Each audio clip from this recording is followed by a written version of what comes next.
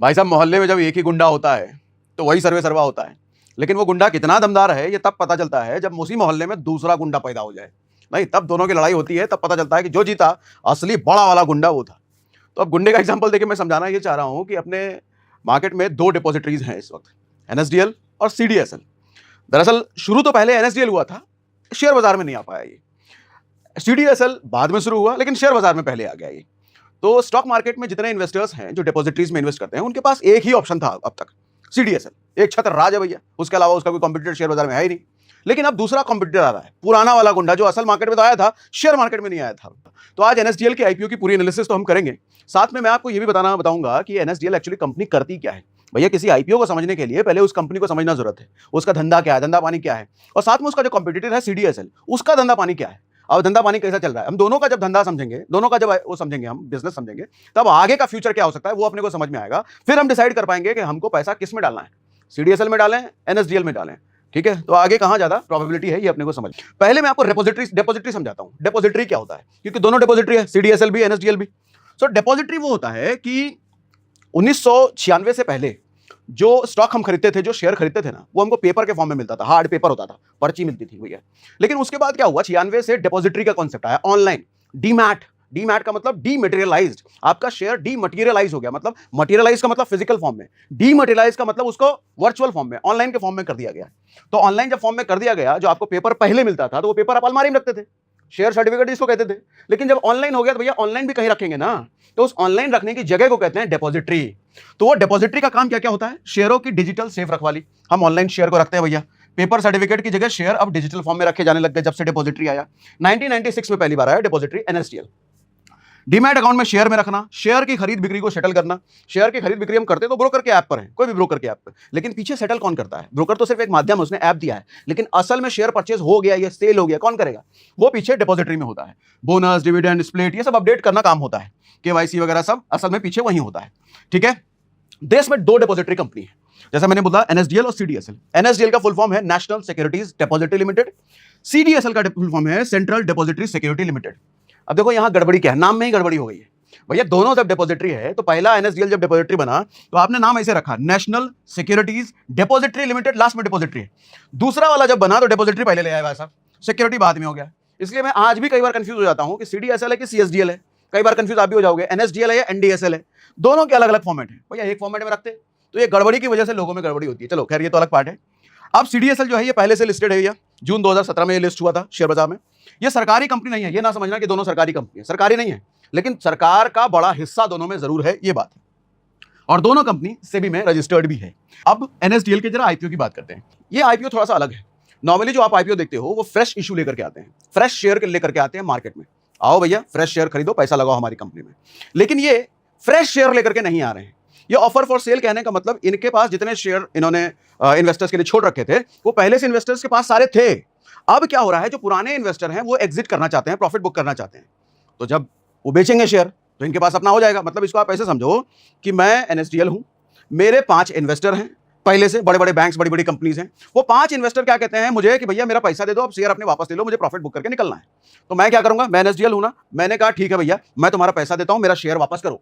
पैसा दिया, शेयर वापस लिया। अब जो शेयर वापस लिया मैंने, अब इसका क्या करूं, मैं आईपीओ में लेके आता हूं, मैं नए इन्वेस्टर्स को दूंगा यही शेयर। तो ये फ्रेश इशू नहीं है, इसलिए मैंने कहा पुराने वाले शेयर जो पहले दिए हुए थे वो वापस आए, अब ये आईपीओ के जरिए पब्लिक में दिया जा रहा है। ठीक, कौन बेच रहा है ये हिस्सेदारी, कौन थे इनके पास पहले से शेयर होल्डर जो प्रॉफिट बुक करने के लिए कह रहे हैं, जो कह रहे हैं हमको एग्जिट कराओ। तो ये है भैया आईडीबीआई बैंक, लगभग 2.25 करोड़ के शेयर है इनके पास। एनएसई है, लगभग 180 का है इनके पास। एसबीआई 40 लाख शेयर है, एचडीएफसी बैंक 20 लाख शेयर है, यूनियन बैंक 5 लाख शेयर है, यूटीआई इनके पास 34 लाख शेयर है। कुल मिलाकर के 5 करोड़ शेयर इनका फ्री हो रहा है। फ्री हो रहा है मतलब वो इन्वेस्टर्स बेच रहे हैं। तो ये 5 करोड़ जो शेयर फ्री हो रहा है, ये आम पब्लिक के पास आएगा, हमारे आपके पास मतलब अवेलेबल होगा। उसके बाद जरा आईपीओ की डिटेल समझाता हूं। देखो सर, इसका ओपनिंग डेट है 30 जुलाई को। 30 जुलाई मतलब आज एक दिन पहले बात कर रहा हूं, कल 30 जुलाई है। कल से आप इस आईपीओ में अप्लाई कर सकते हो। मिलेगा नहीं मिलेगा वो तो बात की बात है। अब आईपीओ ये क्लोज हो जाएगा 1 अगस्त को, यानी कि 3 दिन रहने वाला है ये। एंकर इन्वेस्टमेंट डेट 29 जुलाई की है। इश्यू साइज ये लगभग 5 करोड़ का शेयर, जैसा मैंने ऊपर अभी दिखा दिया आपको। आईपीओ का टाइप क्या है ये भैया, ऑफर फॉर सेल है। लिस्टिंग प्राइस बैंड 760 रुपए से 800 रुपए के बीच होगा, आप इसमें अपनी बिडिंग कर सकते हैं। अब ये 760 और 800 इसका भी मतलब समझाता हूं अभी। फेस वैल्यू इसकी होगी 2 रुपए प्रति शेयर। अब लिस्टिंग के खबर के बाद ग्रे मार्केट प्रीमियम का हाल क्या हुआ भैया, पहले आपको ग्रे मार्केट समझा देता हूं क्या होता है। जीएमपी कई बार आपने सुना होगा, ग्रे मार्केट प्रीमियम आपने कई बार सुना होगा। मैं आपको ग्रे मार्केट पहले समझाता हूं, फिर प्रीमियम समझाता हूं, फिर इसका इंपैक्ट समझाता हूं। देखो, जब आईपीओ आ रहा है यानी कि आम जनता के लिए वो शेयर अवेलेबल है, आम जनता अपना पैसा लगा के शेयर खरीद सकती है। एक जीएमपी होता है, जीएम होता है, मतलब ग्रे मार्केट। ग्रे मार्केट कहने का मतलब कोई कंपनी के शेयर आम जनता के लिए अवेलेबल नहीं है। वो बड़े बड़े इन्वेस्टर्स, बड़े बड़े ब्रोकर आपस में डिस्कशन, डीलिंग कर करके वो अपना शेयर खरीदते बेचते रहते हैं आपस में, उसको ग्रे मार्केट कहते हैं। वो रेगुलेटेड नहीं है, वो आपसी दोस्ती यारी हो गया, जान पहचान हो गया, भैया तुमने मेरा खरीद लिया, मैंने तुम्हारा खरीद लिया, वो वैसा वाला चलता है। ठीक, आईपीओ आने के बाद आम पब्लिक के पास रेगुलेटेड फॉर्म में पहुंचा हुआ, तो उसको ग्रे मार्केट कहते हैं। अच्छा, ग्रे मार्केट में आम पब्लिक की रीच नहीं है। अच्छा, अब ग्रे मार्केट के बाद ग्रे मार्केट प्रीमियम समझो। ग्रे मार्केट प्रीमियम, ये जो आईपीओ का इनिशियल बैंड डिसाइड होता है, कहा गया 750 रुपए से 800 रुपए के बीच आईपीओ मिलेगा। आप अपनी बोली लगा दो, 800 रुपए मैक्स, 750 रुपए मिनिमम। आपका प्राइस अगर जचा और आईपीओ की अवेलेबिलिटी हो गई तो आईपीओ आपको मिल जाएगा। अब ग्रे मार्केट प्रीमियम क्या होता है, जैसे आप चित्तौड़गढ़ की साइड पे अगर देखोगे तो जो मैंने देखा, लास्ट एनएसडीएल का जीएमपी यानी कि ग्रे मार्केट प्रीमियम था 132 रुपए। इस 132 रुपए का मतलब क्या हुआ ये समझना, यानी कि ये जो आईपीओ मैक्सिमम प्राइस इसका 800 रुपए होने वाला है, इस मैक्सिमम प्राइस से 132 रुपए ज्यादा देने को तैयार हैं ग्रे मार्केट में लोग। ग्रे मार्केट में कौन बैठा है, हमारा आप जैसे लोग नहीं, वो बड़े बड़े इन्वेस्टर्स, बड़े बड़े ब्रोकर, वो 800 रुपए से ज्यादा 132 रुपए बढ़ा के देने को तैयार हैं। इसका मतलब एक चीज समझ में आती है कि वो बड़े बड़े लोग मैक्सिमम आईपीओ के प्राइस से ज्यादा देने को तैयार हैं। इसका मतलब ग्रे मार्केट में इसकी डिमांड है, ग्रे मार्केट में लोग चाहते हैं इस शेयर को। यह समझ में आता है। जब भी आप सुनो कि ग्रे मार्केट का प्रीमियम इतना चल रहा है, उतना चल रहा है, तो ग्रे मार्केट का प्रीमियम का मतलब सिर्फ इतना होता है कि जो आईपीओ का मैक्सिमम प्राइस है उससे बढ़ के देने वाले हैं, देने को तैयार है लोग। जैसे इस केस में मैंने आपको कितना बोला, लास्ट कितना था, 132 रुपए, तो 132 प्लस 800 932 रुपए हो गया भैया। तो estimated NSDL IPO estimated listing price जो होगा, लिस्ट जब हो जाएगा तो 932 रुपए के आसपास एस्टिमेटेड होगा। ठीक, ये मैं समझा पाया, आपको समझ आया पक्का? ठीक है, अब आगे बढ़ो। लिस्टिंग की खबर के बाद ग्रे मार्केट प्रीमियम का हाल देखो। ग्रे मार्केट प्रीमियम लगातार बढ़ रहा है इसका, यानी कि 132 रुपए हुआ तो 800 से 132 रुपए बढ़ा के देने को तैयार है लोग। 21 से 24 जुलाई को जीएमपी 152 रुपए से 167 रुपए तक हो गया, लेकिन फिलहाल ये 132 पर है। ग्रे मार्केट में डिमांड इसका स्ट्रांग है। 15% का लिस्टिंग गेन का अनुमान है, मतलब आईपीओ लिस्ट होते ही 15% ये अप हो जाएगा, ऐसा अनुमान है। सीडीएसएल का शेयर भी भैया गिरा है। अब जरा सीडीएसएल पर आ जाते हैं। सीडीएसएल पिछले एक महीने में मैं देख रहा था तकरीबन ये 12-14% के आसपास ये गिर गया है। 14%, जैसे मैंने शुरुआत क्या बोला था, एक गुंडा मोहल्ले में पहले से और दूसरा गुंडा आने वाला है। तो डिपॉजिटरी की इंडस्ट्री में, स्टॉक मार्केट में ये पहले से है, और ये एक अकेला था, कोई दूसरा नहीं था। अब जब से खबर आई कि भैया एनएसडीएल भी आ रहा है, दूसरा कॉम्पिटिटर तुम्हारा आ रहा है मार्केट में, ये गिरने लग गया। अब गिरने लग गया तो लोगों के मन में फियर हो सकता है कि भैया ये आ रहा है, इससे ज्यादा दमदार तो एनएसडीएल है। अब दमदार है कि नहीं अभी दिखाता हूं आपको, अभी हम बात करते हैं। लेकिन अब ऐसी चीज होगी, कॉम्पिटिटर आ रहा है, वो ज्यादा दमदार है, तो इससे निकलो, शायद ये हो सकता है। अब लोग अब एनएसडीएल की ओर देख रहे हैं भैया, इसीलिए सीडीएसएल गिर रहा है। पहले कॉम्पिटिटर कोई था नहीं। अब जरा डेटा समझो आप, कौन ज्यादा दमदार सच में है, ये डेटा से समझ में आएगा अपने को। सर जैसा मैंने बोला, दोनों डिपॉजिटरीज हैं, हालांकि दोनों के धंधे में डिफरेंसेस हैं, कुछ धंधे अलग हैं दोनों के, लेकिन मेजरली दोनों डिपॉजिटरीज हैं, तो दोनों के पास डीमैट अकाउंट है। ठीक, डीमैट अकाउंट एनएसडीएल के पास लगभग 4 करोड़ है, 3.9। सीडीएसएल के पास 14 करोड़। अरे बाप रे बाप, 14 करोड़ तो बहुत ज्यादा हो गया एनएसडीएल से। तो ये तो हमेशा भागता रहेगा, बढ़ता रहेगा, ये तो ज्यादा दमदार है। नहीं नहीं नहीं, ऐसा नहीं है। ऐसा इसलिए नहीं है कि सर जो एवरेज वैल्यू है एनएसडीएल के यूजर्स के, जो डीमैट अकाउंट है, 1.25 करोड़ है। मतलब मोटा मोटी ये समझो कैसा हिसाब लगाया गया, एक आदमी का जो डीमैट अकाउंट है उसकी वैल्यू 1.25 करोड़ है। लेकिन यहां जो डीमैट अकाउंट है उसकी 5 ही लाख है। मतलब इसके पास जो डीमैट अकाउंट होल्डर्स हैं वो रिटेल इन्वेस्टर्स हैं, हम आप जैसे लोग हैं। लेकिन इसके पास जो है बड़े वाले लोग हैं भैया, एचएनआईज हैं, इंस्टीट्यूशन इन्वेस्टर्स हैं। तो भले ये 4 करोड़ हैं, लेकिन पैसा इनके पास ज्यादा है। भले ये 14 करोड़ है, लेकिन इनके पास इन्वेस्टमेंट का पैसा कम है। ठीक है, समझ में आ रहा है? एवरेज वैल्यू मैंने बताया, रिटेल पकड़ आप देखो एनएसडीएल की कम है। एनएसडीएल के कौन कस्टमर्स हैं? बड़े बड़े इंस्टीट्यूशन, बड़ी बड़ी कंपनियां। पुराना है ना, शुरुआत में डीमैट अकाउंट हो रहा था, तो आप देखो शुरुआत में तो full time full service brokers आते थे, डिस्काउंट वाले, जीरोधा, ग्रो, ये सब तो अब आए हैं नए नए। और डिस्काउंट वाले जितने हैं वो इनके पास है, वो इनके कस्टमर है।